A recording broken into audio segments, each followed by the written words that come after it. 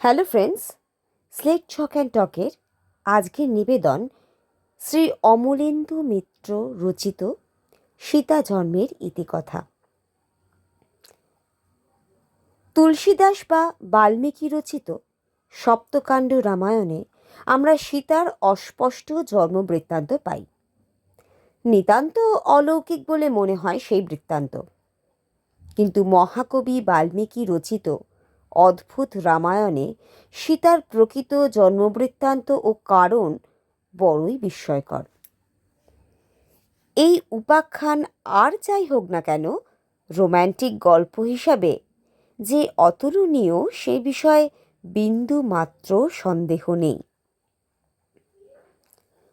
অদ্ভুত রামায়ণ সপ্তকাণ্ডায়ক রামায়ণের উত্তরকাণ্ড বা পরিশিষ্ট। মূল রামায়ণে যে সমস্ত ঘটনা অমীমাংসিত বা উহ্য রয়ে গিয়েছে, অদ্ভুত রামায়ণ করেছে তার সমাধান। এর ঘটনাগুলো অদ্ভুত ধরনের, তাই হয়তো নামকরণ করা হয়েছে অদ্ভুত রামায়ণ।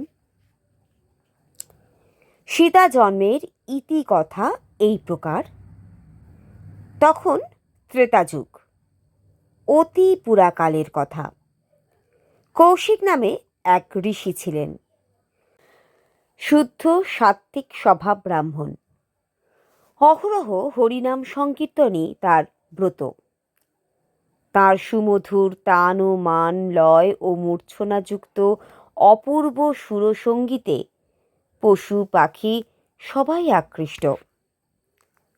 পদ্মাক্ষ নামে জনৈক ব্রাহ্মণ হরি সংকীর্তন শ্রবণের লোভে কৌশিককে নিয়মিত অন্নদান করতে শুরু করলেন।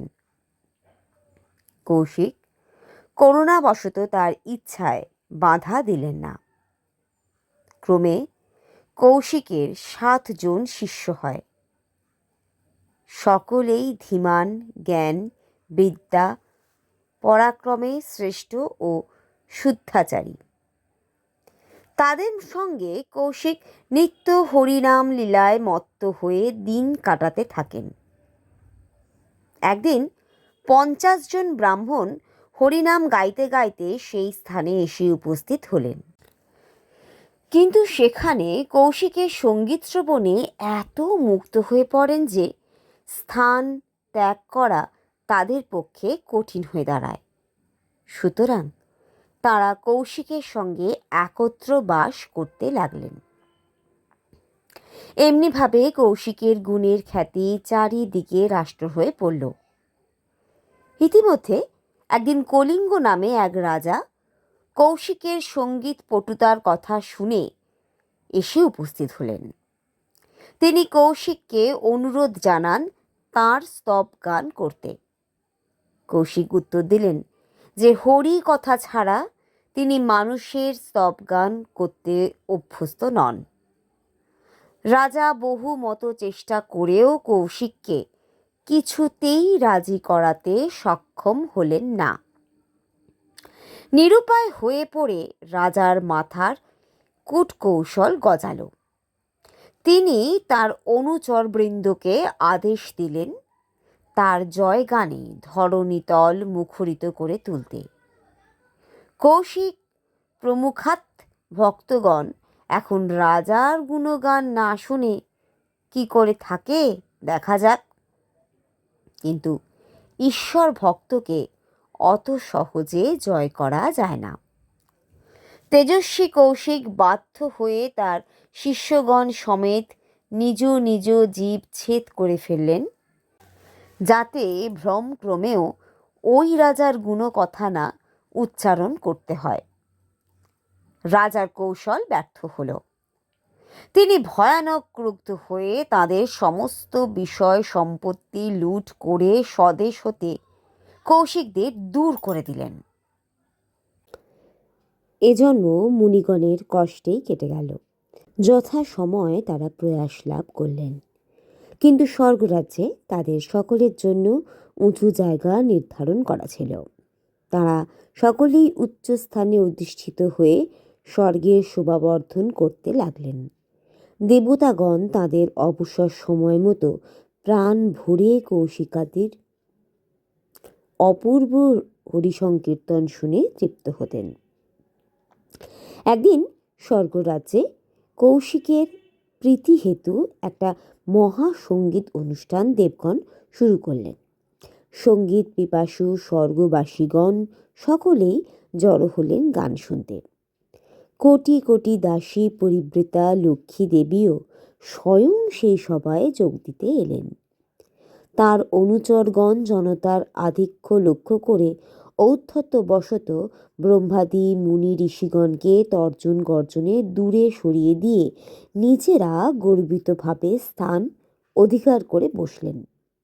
কিন্তু একমাত্র নারদ ছাড়া অপর কেউ এতে বিশেষ ক্ষুণ্ণ হলেন না, কারণ বিষ্ণু প্রণয়িনীর বিরুদ্ধে দাঁড়াবার সাহস কারো ছিল না।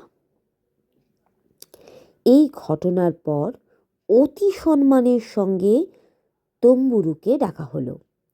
তম্বুরু হাজির হতেই লক্ষ্মীনারায়ণ তাকে গান করতে আদেশ করলেন। তম্বুরু সুমধুর সঙ্গীত শুরু করলেন। তার সঙ্গীত শুনে লক্ষ্মীনারায়ণ অত্যন্ত সন্তুষ্ট হলেন এবং খুশিবশে তম্বুরুকে বহু মূল্যদ্রব্যে পুরস্কৃত করলেন। ওদিকে নারদ মুনি অন্যান্য সকলের সঙ্গে লক্ষ্মীদেবীর অনুচরীদের কাছে অপমানিত হয়ে চটিয়েছিলেন। এখন এই ঘটনায় রাগের বশে তিনি হিতাহিত বোধ লোভ হল। প্রজ্বলিত ক্রোধে তখনই তিনি লক্ষ্মীদেবীকে শাপ দিলেন। লক্ষ্মীদেবী রাক্ষসী প্রকৃতি বশে যেহেতু তাদের অপমান করেছেন, সেই হেতু তিনি রাক্ষসী গর্ভে জন্ম নেবেন। অধিকন্তু তার দাসীগণ নারদকে অবজ্ঞায় দূরে ঠেলেছে বলে রাক্ষসীগণও তাকে দূরে নিক্ষেপ করবে। মণিবাক্য বৃথা হবার নয়। লক্ষ্মীদেবী বুঝলেন তাকে মর্তলোকে জন্ম নিতেই হবে।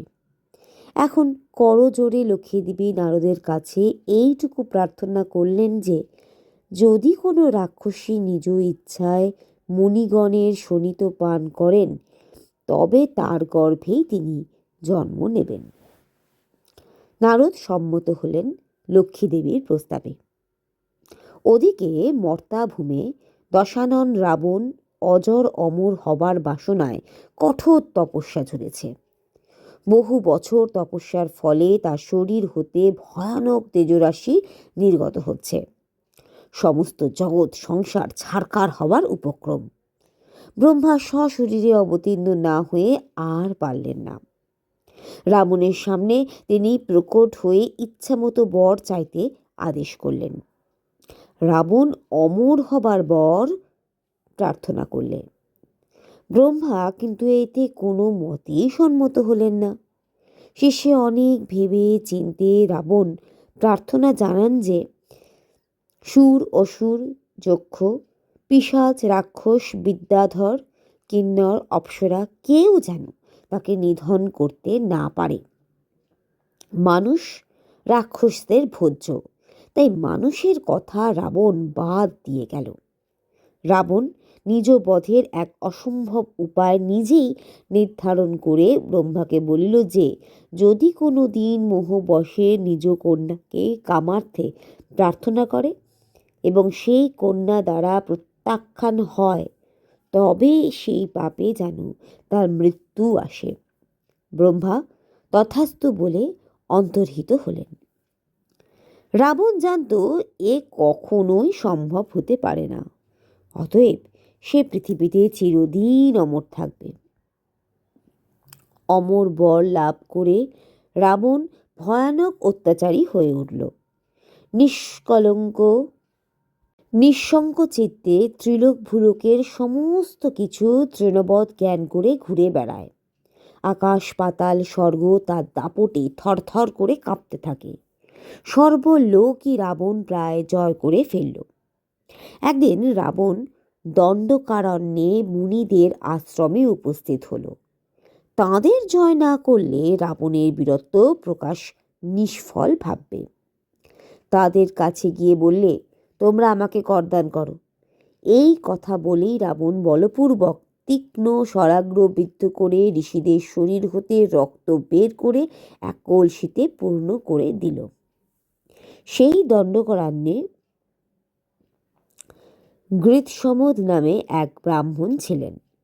গৃৎসমদের স্ত্রী একটি সুলক্ষণা কন্যা লাভের জন্য স্বামীর কাছে প্রার্থনা করতেন।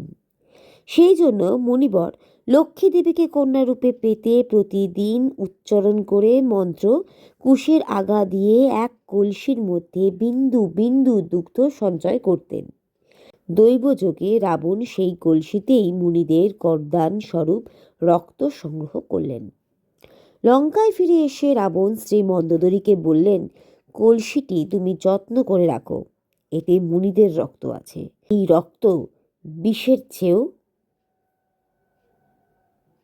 বেশি উগ্র, সুতরাং তুমি কাউকে এটা স্পর্শ করতে দিও না, অথবা ভুলেও কোনো দিন পান করবে না। আজ আমার ত্রৈলোক্য জয় সম্পূর্ণাঙ্গ হয়েছে। তারপর সর্বজয়ী রাবণ হৃষ্টচিত্তে দেবতা দানব গান্ধর্বদের সুন্দরী মেয়ে বলপূর্বক হরণ করে পাহাড়ের চূড়োয় চূড়োয় মনের আনন্দে বিহার করতে মগ্ন রইল। রানী মন্দোদরী স্বামীর এইরূপ ব্যবহারে মোহমান অবস্থায় দিন কাটাতে থাকেন। প্রাণের জ্বালায় কিছুদিন পর তার জীবনযাত্রা অসহ্য বলে মনে হলো। পতি বর্তমানে যে পত্নীকে বিরহ ভোগ করতে হয়, তার জীবন যৌবন বা কুল মান বৃথা। এই স্থির করে অসহ্য হৃদয় আবেগে মন্দোদরী সেই উগ্র ঋষি সন্তরাশি মৃত্যু কামনায় পান করে ফেললেন।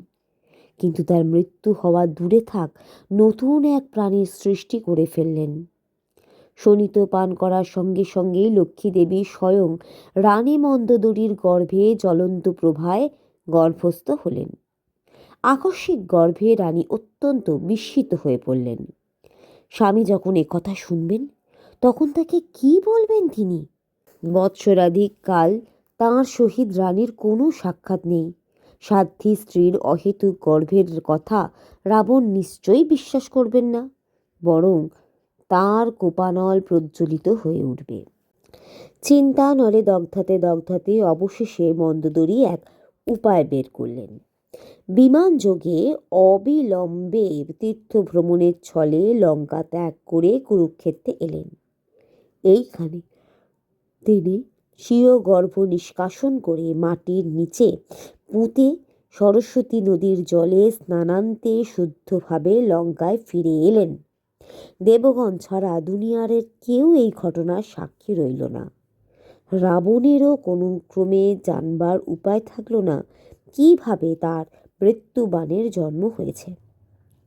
এর কিছুকাল পর রাজর্ষি জনক লাঙল যজ্ঞ অনুষ্ঠানের সময় স্বর্ণ লাঙল দিয়ে যজ্ঞভূমি কর্ষণকালে একটা কন্যা লাভ করেন।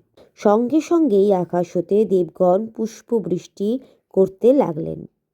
দৈববাণী হল, তুমি এই সুলক্ষণা মেয়েটিকে যত্নে প্রতিপালন করো, এতে তোমার তথা সারা জগতের মঙ্গল হবে। লাঙলের সীতায় কন্যাকে পাওয়া গেছে বলে এর নাম রাখা হয় সীতা।